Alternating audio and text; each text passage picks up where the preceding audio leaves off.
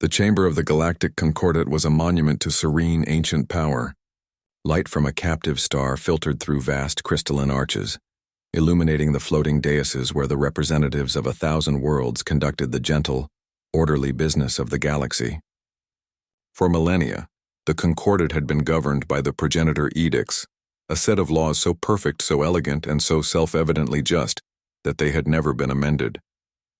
They were not a legal system. They were a philosophical constant, as immutable as the speed of light. It was in this chamber of serene power that the fate of the human colony on Kepler 186f was being decided. Or rather, the decision had already been made. Ambassador Thorne of the V'rrl Conglomerate, a being whose crab-like form was encased in a shimmering gold-plated carapace, addressed the assembly. His species, the V'rrl, were masters of acquisition, their corporate empire stretching across 100 systems.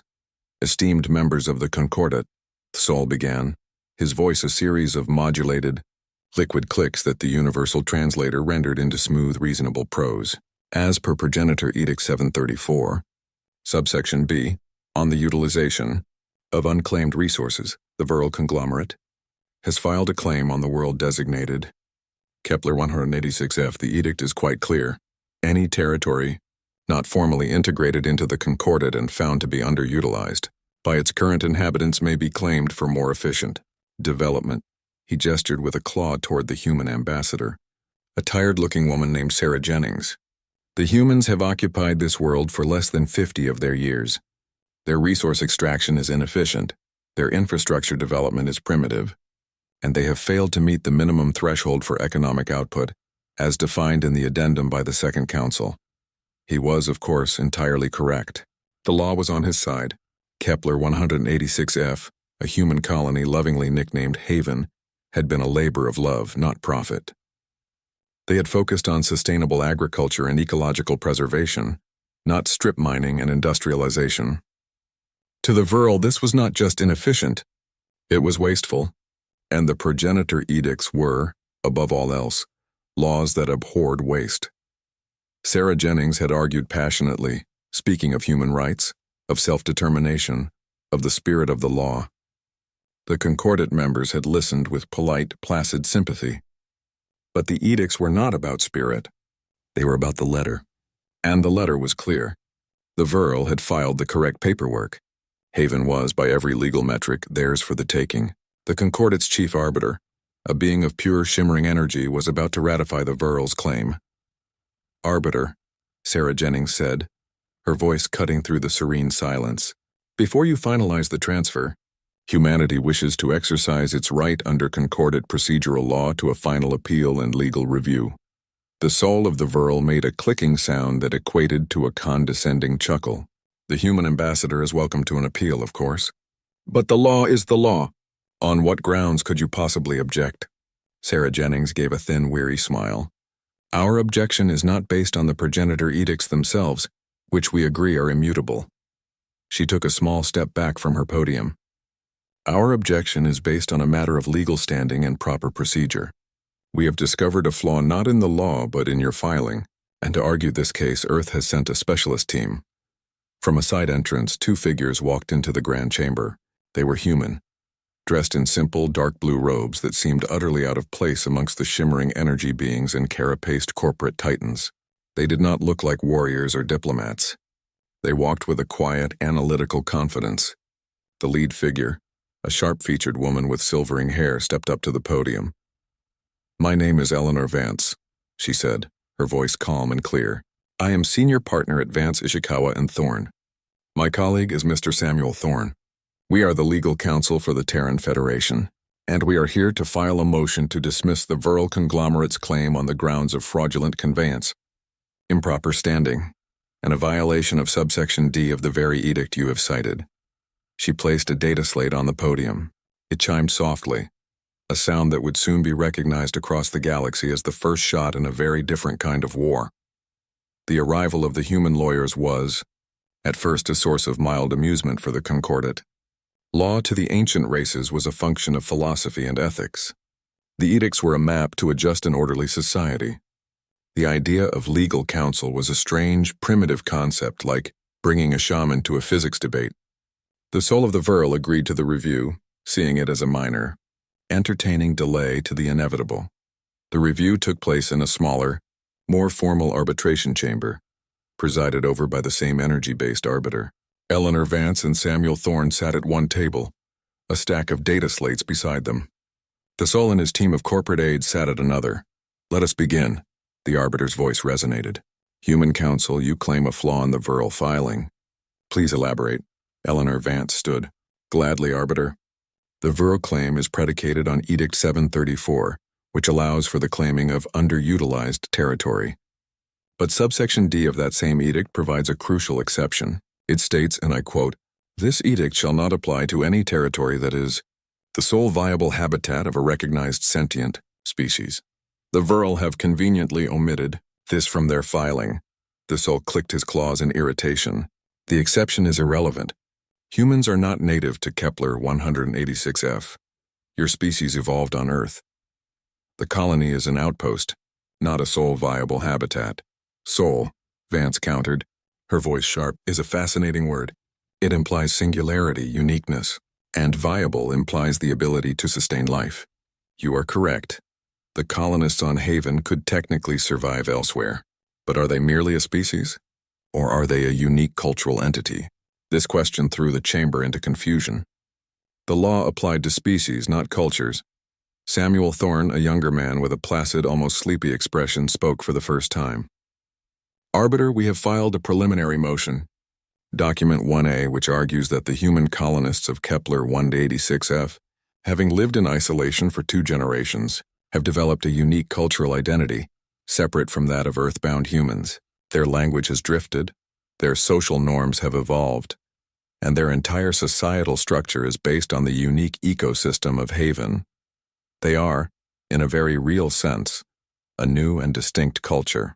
And since that culture developed on Haven, and has never existed anywhere else, Haven is, by definition, their sole viable habitat." The soul was stunned into silence. He looked at the Arbiter, expecting this nonsense to be dismissed. But the Arbiter, a being of pure law, was motionless, processing the novel argument. The edicts had no definition for culture. It was an undefined term. Furthermore, Vance continued, pressing the attack, "The V'rrl Conglomerate has no legal standing to make this claim in the first place, Mar." "That is absurd." The soul clicked, his composure finally breaking. "The V'rrl Conglomerate is a recognized entity of the Concordat." "Indeed," Vance said, "a corporate entity. The edicts, however, consistently refer to claimants as peoples, species, and civilizations. Never once in all 7,000 pages of the progenitor edicts is the word corporation used. A corporation is not a people. It is a legal fiction, a tool for commerce. We argue that a corporation having no homeworld, no species, and no culture is not a valid claimant under the plain text of the law." The chamber was silent. The human lawyers had not challenged the sacred edicts. They had done something far more insidious. They had read them, carefully. They had taken the Concordat's serene philosophical constants and treated them like a contract, a thing of clauses and subclauses, of definitions and loopholes. The V'rrl's airtight logical case was suddenly springing leaks, and Thasol was beginning to realize he had not come to a philosophical debate. He had walked into an ambush. The arbitration hearing was suspended for 3 cycles, while the arbiter considered the humans' preliminary motions. The delay itself was a victory. In the grand, unhurried timescale of the Concordat, where cases could take decades to resolve, a 3-cycle suspension on a simple territorial claim was a lightning bolt. It was a sign that the arbiter was taking the human argument seriously. The soul and the V'rrl Conglomerate were in a state of controlled panic. They had built their empire on the predictable, logical interpretation of the edicts. Now these humans were suggesting that the clear, simple words on the page might not mean what everyone had assumed they meant for the last 10,000 years. The V'rrl's own legal experts, a team of historians and philosophers, were useless. They could explain the ethical intent behind an edict, but they had no idea how to counter an argument about legal standing or the definition of a cultural entity. The humans, meanwhile, were working out of a small Spartan office in the human embassy. The place was a flurry of activity. Vance and Thorne were directing a team of young legal aides back on Earth, who were now running the entire text of the progenitor edicts through linguistic analysis software. They were cross-referencing every word, every phrase, searching for ambiguities, contradictions, and most importantly, loopholes. The problem, Sam Thorne said, looking up from a data slate, is discovery. The Concordat has no formal process for it. We can't subpoena the V'rrl's internal records to prove they knew about Haven's unique cultural status before they filed. Then we don't look for proof. We look for a procedural violation, Eleanor Vance replied without missing a beat. The V'rrl filed their claim with the Arbiter. But what about the sub-councils? Edict 4512 requires all territorial claims to be filed with the Council on Colonial Expansion for a preliminary impact assessment. I'll bet my partnership they skipped that step, assuming it was a mere formality. It was a completely different way of thinking. The Concordat races operated on good faith. A formality was just that. To the humans, a missed formality was a crack in the foundation, a technicality that could be used to demolish the entire building. When the hearing reconvened, Vance and Thorne did not wait for the Arbiter's ruling on their first motions. They filed a new one. Arbiter, Vance announced, we move for an immediate dismissal of the V'rrl's claim on the grounds of improper procedure. We have reviewed the public records of the Council on Colonial Expansion, and the V'rrl Conglomerate never filed their claim for the required preliminary impact assessment. Their direct submission to this body is a clear violation of Edict 4512, rendering their entire petition legally void, the soul sputtered, his translator struggling to keep up with his indignant clicks. A procedural complaint? That is a minor clerical matter. The Council would have approved it without question. Perhaps, Sam Thorne said, his sleepy eyes seeming to see right through the V'rrl's golden carapace, but the law doesn't require them to approve it. It requires you to file it. You didn't. The law is the law, Ambassador. You said so yourself. The Arbiter, a being of pure logic and procedure, could not ignore the argument. The law as written was clear. The V'rrl had skipped a step. A small step, an insignificant one, but a step nonetheless. The Arbiter's shimmering form seemed to dim for a moment as it processed this new, maddeningly precise line of attack. The human lawyers were not just arguing about the meaning of the law. They were now using the law's own structure as a weapon against those who had taken it for granted. The Arbiter's ruling came down on the fifth cycle. It was a document that sent a shockwave of disbelief through the entire Concordat. The V'rrl's claim on Kepler 186F was not denied on its merits. It was dismissed without prejudice on the procedural violation. The humans had won. They had saved their colony not with a grand ethical argument about justice, but with a nitpicking complaint about paperwork. The soul was incandescent with rage. He had been defeated by a footnote. But dismissed without prejudice was a key phrase. It meant the V'rrl could refile, this time following the correct procedure. The war was not over, but the first battle had been a stunning, inexplicable victory for the humans. The real impact, however, was not on Haven, but on the Concordat itself.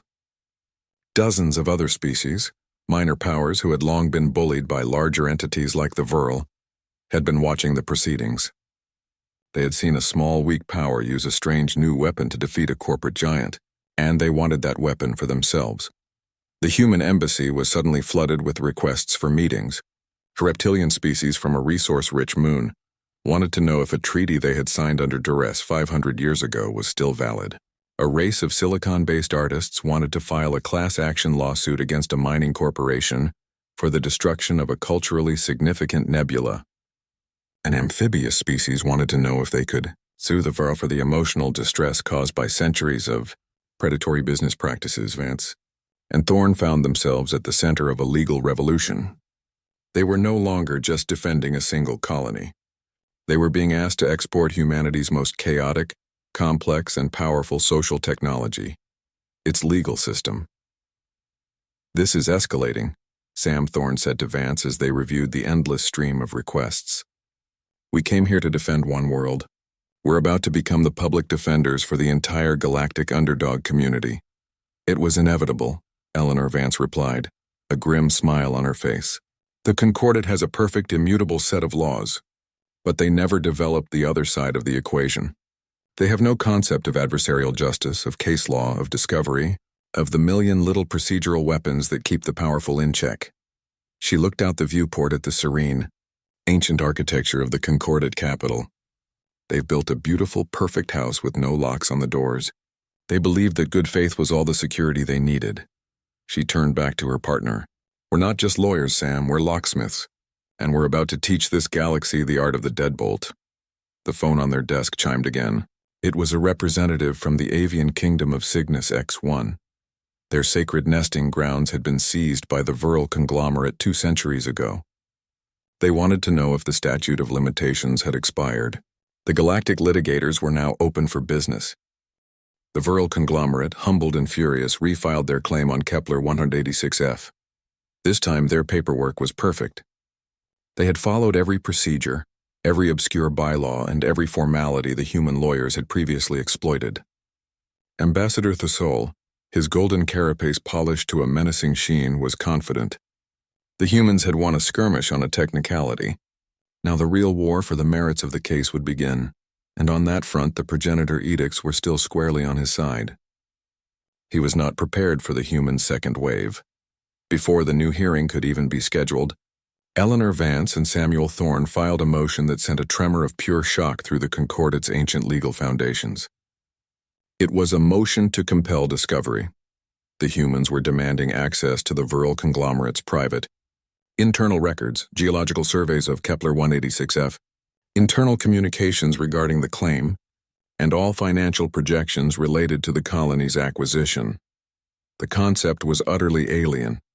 An entity's internal thoughts and records were considered sacrosanct, the ultimate bastion of privacy.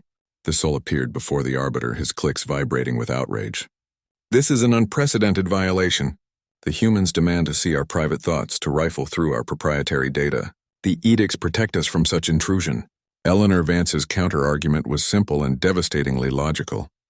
Edict 1.01, the foundational principle of this Concordat, guarantees all beings the right to a just and equitable hearing. How can we have an equitable hearing when one party, the V'rrl, has access to all the relevant facts, while the other party, the people of Haven, has none? The V'rrl claim the colony is underutilized. We demand the right to see the data they use to reach that conclusion. To deny us this is to deny us an equitable hearing, and thus to violate the first edict itself. She had them. She had used the Concordat's most sacred principle as a key to unlock its most sacred privacy. The arbiter, bound by its own flawless logic, had no choice. It granted a limited discovery, a ruling so monumental that it was as if a new law of physics had been declared. The first deposition was a spectacle of quiet brutality. Samuel Thorne sat across from a senior V'rrl geologist, a being with a mind like a supercomputer. For 6 straight hours, Sam did not argue or accuse. He simply asked questions, quiet, precise, and endlessly looping questions, each one building on the last. He had the V'rrl confirm its name, its rank, the date, the atmospheric pressure. He had it define the word ore. He had it define the word value. The V'rrl, used to direct efficient communication, became increasingly agitated, its answers growing clipped and inconsistent.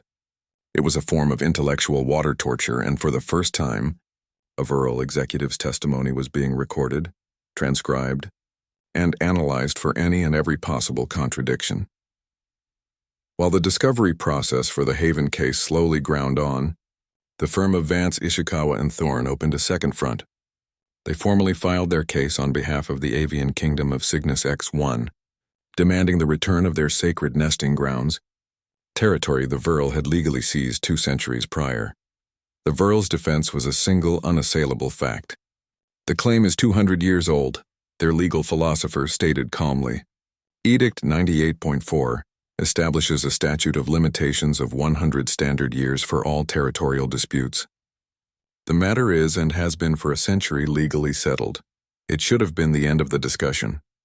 But Eleanor Vance introduced another primitive, chaotic human concept to the proceedings. She called it continuing harm.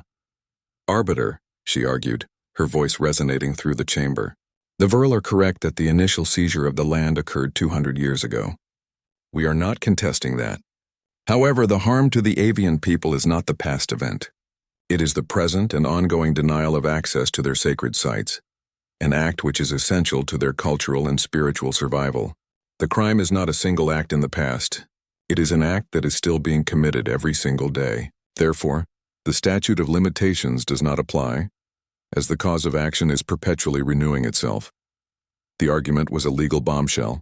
If the arbiter accepted it, thousands of years of settled treaties and ancient conquest across the galaxy could potentially be relitigated. It was a threat to the very stability the edicts were meant to ensure. To support her case, Vance did something no one had ever done before. She cited the arbiter's own recent ruling. In the preliminary hearing for the human colony on Kepler 186f, this very court acknowledged the novel concept of a cultural entity having legal standing. We argue that the ongoing prevention of the avians from performing their rituals is a form of cultural destruction. It is a continuing harm against a recognized cultural entity. By the court's own recent precedent, this harm must be addressed. She was using the arbiter's ruling from one case as a weapon in another. It was the birth of case law in a system that had only ever known scripture. The arbiter was now trapped not only by the ancient edicts but by its own recent words. The soul, watching the proceedings from his corporate headquarters, felt a growing sense of dread. The humans were not just fighting his claim. They were rewriting the entire rulebook in the middle of the game. Back in the Haven case, Sam Thorne's painstaking deposition and document review had paid off. Buried in a subfolder of a geological survey addendum, he found the smoking gun. The V'rrl's own deep core analysis of Kepler 186f revealed massive, unprecedented deposits of a rare earth mineral known as ketracel white. The mineral was not merely valuable. It was a key biological component in the V'rrl hatching process. Their birth rates had been declining for a century. Haven wasn't a business opportunity for the V'rrl. It was the source of a fertility drug that could save their species from a slow extinction. They had classified their claim under resource utilization to avoid revealing this critical species-wide weakness. It was a lie of omission, a deception so profound it bordered on fraud. With this knowledge, Vance and Thorne launched the final multi-front assault. Empowered by the new continuing harm precedent, the human law firm, acting as a coordinating body, helped dozens of other species file their own lawsuits against the V'rrl Conglomerate for grievances stretching back centuries. The V'rrl, once the plaintiff, were now the defendant in a flood of litigation that threatened to tie up their operations for decades. Then, Vance unleashed her masterstroke. She held a public press conference, a bizarre human ritual that was broadcast across the Concordat. She announced the formation of the Concordat Mutual Growth Fund, a coalition of the species wronged by the V'rrl. Then she revealed that the V'rrl Conglomerate, for all its power, was a publicly traded entity on its own internal markets. The V'rrl have used the law as a tool of acquisition for centuries, she stated coolly. We have simply decided to do the same. The fund began to buy V'rrl stock. It was a hostile takeover bid on a galactic scale. The V'rrl were being besieged in the courts, their assets threatened by lawsuits, and now their own corporate structure was being assaulted from within. The Soul and his board of directors were thrown into pure chaos. They were logical, sequential thinkers. They could not comprehend, let alone fight, a war on 3 different fronts at once. Ambassador Thorne, his empire crumbling around him, finally broke. Driven by desperation, he made a fatal, clumsy mistake. He sent an agent to offer a massive bribe to a key witness in the avian case, an elderly avian elder who was scheduled to testify about the cultural importance of the nesting grounds. The agent was unsubtle. The offer was recorded. Vance and Thorne had him. The ancient edicts were vague on many things, but one of the oldest, a law written by the progenitors themselves, was absolute. Thou shalt not corrupt the seeking of truth. It was a law so fundamental, so self-evident, that it had not been invoked in 5,000 years. They filed an emergency motion, contempt of the Concordat, naming Ambassador Thorne personally. The idea of holding a powerful individual accountable for violating the process of law was revolutionary. But the evidence was irrefutable. The final hearing was a spectacle of quiet devastation. Vance presented the recording of the bribery attempt. Then Sam Thorne presented the geological data about the ketracel white, proving the V'rrl's entire claim on Haven had been based on a fraudulent premise. The case was no longer about property or procedure. It was about a fundamental assault on the integrity of the law itself. The arbiter, a being of pure, dispassionate justice, rendered its verdict. Its voice resonated with the cold, clear weight of absolute law. It found Ambassador Thesol in direct violation of the first principles. It found the V'rrl Conglomerate guilty of perpetrating a fraud upon the court. The sanction was unprecedented. All assets of the V'rrl Conglomerate were to be frozen, placed in a trust managed by the Concordat, until the now hundreds of lawsuits against them could be fully and justly adjudicated. Thesol's golden carapace seemed to dull as he heard the verdict. He had been untouchable, a titan of industry whose power rivaled that of entire civilizations. He was now, legally speaking, a non-entity, as Concordat peacekeepers, their forms shimmering with quiet authority, moved to escort him from the chamber to his now legally mandated house arrest. Thesol looked at the two humans. They hadn't defeated him with a fleet of warships or a corporate strategy. They had defeated him with a series of well-timed legal motions. The balance of power in the galaxy had been fundamentally and permanently altered. A new law had been established, not by the progenitors but by a pair of human lawyers. You might be powerful enough to break a fleet, but you were not powerful enough to break the law. Not anymore. The fall of the V'rrl Conglomerate was not a clean surgical strike. It was the felling of a colossal ancient tree that crashed through the entire galactic ecosystem. With its assets frozen, supply chains collapsed. Financial markets that had relied on V'rrl stability went into freefall. A power vacuum ripped open, and into it flooded a torrent of chaos and opportunity. The serene, predictable galaxy that had existed for 10,000 years died in the space of a single legal ruling, and the floodgates of litigation opened. The human embassy, once a quiet, ignored outpost, became the epicenter of the new galaxy. Beings from every corner of the Concordat arrived, not with pleas for aid but with retainers. They came bearing ancient grievances, broken contracts, and a newfound, fervent belief in a strange human concept called justice. The arbiter, a being of pure law now facing a docket of cases that would take 1,000 years to clear, did the only logical thing it could. It issued a new edict, the first in 3 millennia. It formally created the Office of the Special Master, a new judicial branch tasked with adjudicating disputes using the adversarial, evidence-based methods pioneered by the humans. Its first 2 appointees were Eleanor Vance and Samuel Thorne. They were no longer just lawyers. They were now, effectively, the most powerful judges in the galaxy, tasked with overseeing the dismantling of the V'rrl Empire and mediating the endless disputes that arose from its ashes. The task was monumental.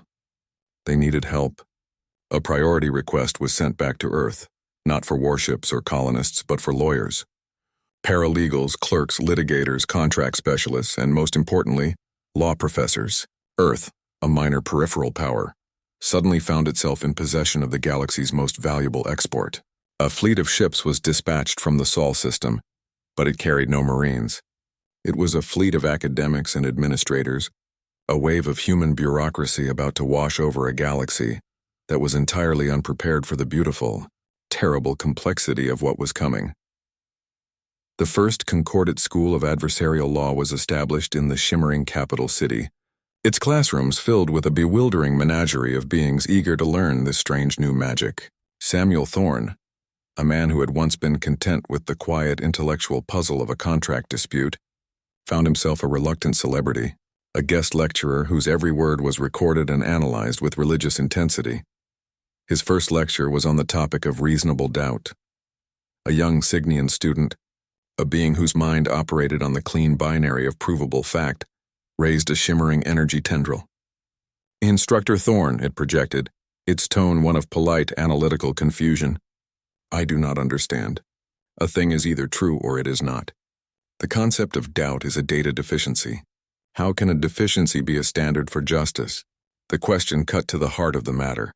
Sam leaned against the podium. "Because," he said slowly, "humanity's legal system was not designed to determine absolute truth, which we believe is often unknowable. It was designed to protect us from the flaws of our own nature. We are emotional. We are biased. We make mistakes. Reasonable doubt isn't a standard for truth. It's a shield against the certainty of fools." The lesson was a revelation. The alien students began to understand that human law was not a perfect, sterile formula. It was a messy, imperfect, and deeply compassionate system designed by an imperfect species to govern itself. It was a system that acknowledged the existence of malice, of lies, of simple error, and had built 1,000 strange, ritualistic safeguards to account for it. Concepts like objection hearsay, fruit of the poisonous tree, and the right to remain silent were not flaws in the search for truth. They were the very architecture of a justice that was skeptical of its own ability to find it. A new galactic industry was born. The V'rrl, ever the opportunists, began training their own litigators, beings who mastered the aggressive, predatory aspects of the law but had no concept of the ethics that were supposed to underpin it. Other species, like the meticulous, detail-oriented Signians, found they made excellent paralegals and researchers. The law was a virus of thought, and it was reshaping the consciousness of the galaxy, one motion at a time. From his luxurious confinement in a high-security orbital villa, Ambassador Thorne was also learning. Denied access to his corporate empire, he had his aides bring him the only resource that now mattered: human legal knowledge. He consumed their history, their precedents, their countless televised courtroom dramas. He studied the works of their greatest legal minds from Blackstone to Cochrane, and in the quiet, bitter solitude of his exile, the old corporate predator evolved into something far more dangerous. He became a plaintiff. He filed a lawsuit that shook the new legal order to its core. He sued the Galactic Concordat itself. His argument, crafted with a newfound and terrifying legal cunning, was a masterpiece of human-style litigation. He claimed the arbiter's sanction, the freezing of his entire corporate empire to settle the claims against it, was a violation of his fundamental rights. He cited obscure human legal concepts he had discovered, arguing it was a form of cruel and unusual punishment. He argued that it constituted excessive seizure of assets, disproportionate to the original crimes. His most brilliant argument was that the sanction was causing catastrophic harm to dozens of innocent, smaller species whose economies depended on trade with his conglomerate. He, Thorne, the villain, was now positioning himself as the champion of the little guy, a victim of a powerful, overreaching court. The case was a legal nightmare for Vance and Thorne. The soul was using the very principles of fairness and protection they had introduced to attack the legitimacy of the court that was dispensing them. He was using the shield they had built for the weak to protect himself. If he won, he could unfreeze his assets, bog down the claims against him for centuries, and potentially shatter the authority of the new legal system before it had even taken root. Eleanor Vance, the woman who had brought down the V'rrl Empire, now found herself in the unenviable position of having to defend the Concordat from the very monster she had helped create. The final hearing was held in the Grand Chamber of the Concordat, a venue reserved for matters of galaxy-altering importance. Eleanor Vance stood as lead counsel for the Concordat. Opposing her was a young, brilliant V'rrl prodigy, trained by Thorne and speaking with his master's voice. The case, the V'rrl the Galactic Concordat, would determine the future of galactic law. The V'rrl lawyer's argument was elegant and powerful.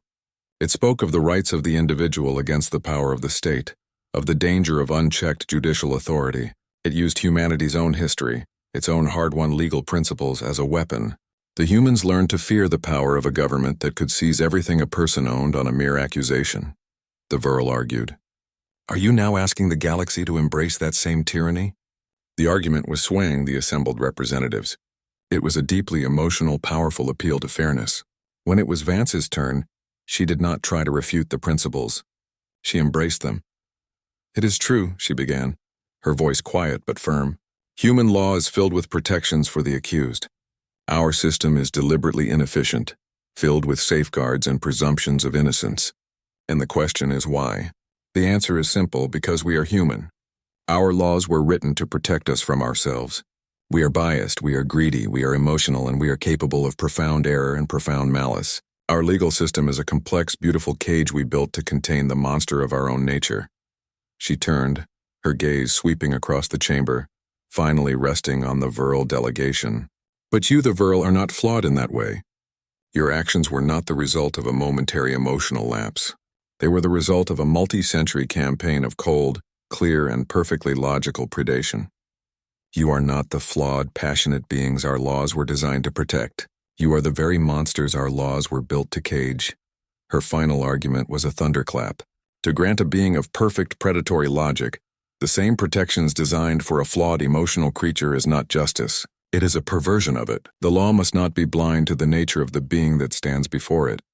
The arbiter's verdict established the final, most important pillar of the new galactic jurisprudence. It upheld the sanctions against the V'rrl, but it did more.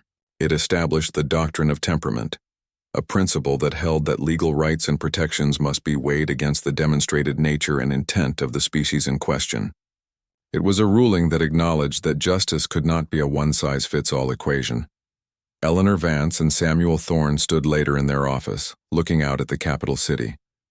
The old serene silence of the Concordat was gone, replaced by the noisy, argumentative, and chaotic hum of 1,000 different legal battles. They hadn't brought peace to the galaxy. They had brought the argument.